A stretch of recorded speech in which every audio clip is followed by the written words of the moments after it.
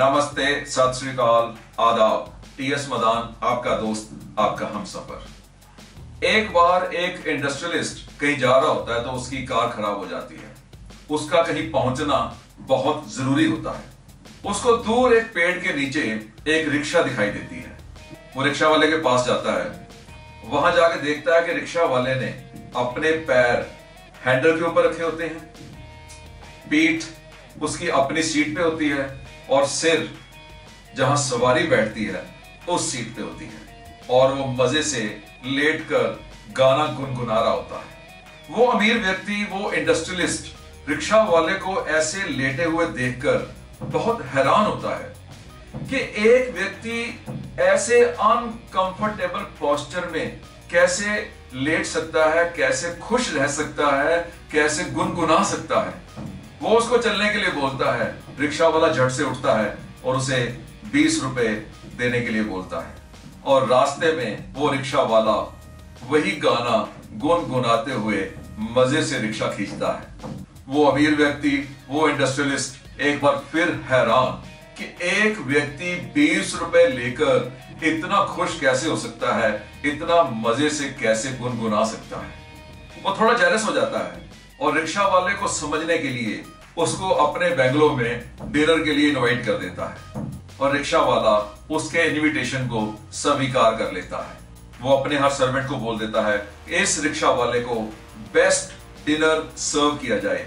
अलग अलग तरह की डिश सर्व हो जाती है, soups, starters, desserts, ice creams, gulab jamun, सब्जियां, यानी हर चीज अवेलेबल हो जाती है। और वो रिक्शा वाला खाना शुरू कर देता है। कोई रिएक्शन नहीं देता, कोई घबराहट शो नहीं करता, बस वही गाना गुनगुनाते हुए मजे से वो खाना खाता है। सभी लोगों को ऐसे लगता है जैसे रिक्शा वाला ऐसा खाना पहली बार नहीं खा रहा, पहले भी कई बार खा चुका है। वो इंडस्ट्रियलिस्ट, वो अमीर आदमी एक बार फिर हैरान, एक बार फिर जेलस कि कोई आम आदमी इतने ज्यादा डिश देख के, इतने ज्यादा व्यंजन देख के कोई हैरानी वाला रिएक्शन क्यों नहीं देता। ये वैसे ही कैसे गुनगुना रहा है जैसे रिक्शा पे गुनगुनाता था। इंडस्ट्रियलिस्ट की क्यूरियोसिटी भी बढ़ती है और उसकी खुशी को देखकर जेलसी भी। अब वो उसे कुछ दिन अपने बेंगलो में रुकने के लिए बोलता है। रिक्शा वाला हां कर देता है। उसको बेस्ट कंफर्ट्स दी जाती हैं। कोई उसको जूता पहना रहा है तो कोई उसको कोट पहना रहा है। एक बेल करने से 3-3 सर्वेंट्स सामने आके खड़े हो जाते हैं। एक जायंट साइज की टेलीविजन स्क्रीन पर उसको प्रोग्राम दिखाए जाते हैं और एयर कंडीशन रूम में सोने के लिए बोला जाता है। तो इंडस्ट्रियलिस्ट नोट करता है कि वो रिक्शा वाला इतना कुछ देखकर भी कुछ रिएक्शन नहीं दे पा रहा।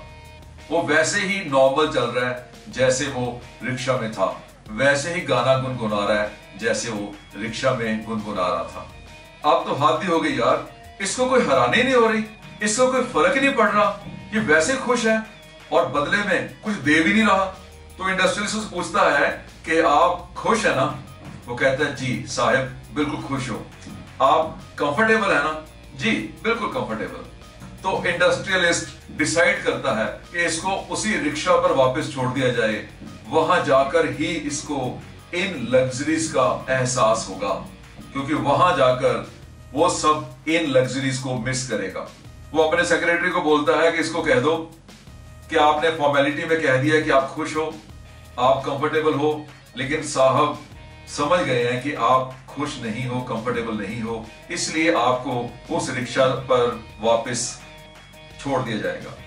और रिक्शा वाला कहता है ओके सर, जैसा आप चाहें, जब आप चाहें।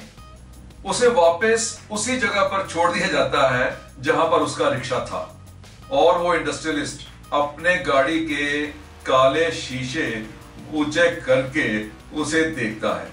उसने अपनी सीट उठाई, बीच में से काला सा, गंदा सा, मैला सा कपड़ा निकाला, रिक्शा को साफ किया, मजे में बैठ गया और वही गाना गुनगुनाने लगा। तो इंडस्ट्रियलिस्ट अपने सेक्रेटरी से पूछता है कि यार चक्कर क्या है, इसको कोई फर्क नहीं पड़ रहा। इतनी कंफर्ट्स वाली लग्जूरियस लाइफ भोग के वापस इसी हार्ड लाइफ में आना और फिर वैसे खुश होना, वैसे ही गुनगुनाना। तो जो सेक्रेटरी उस इंडस्ट्रियलिस्ट को कहता है उसको ध्यान से सुनिए। मेरी लाइफ को इस छोटी सी एडवाइस ने बहुत कुछ दिया है और हो सकता है आप भी ले पाओ। तो सेक्रेटरी कहता है, सर ये एक कामयाब इंसान की पहचान है। एक कामयाब इंसान प्रेजेंट में जीता है, वर्तमान में जीता है, उसको एंजॉय करता है, उसको भोगता है और बढ़िया लाइफ की उम्मीद में अपने प्रेजेंट को खराब नहीं करता।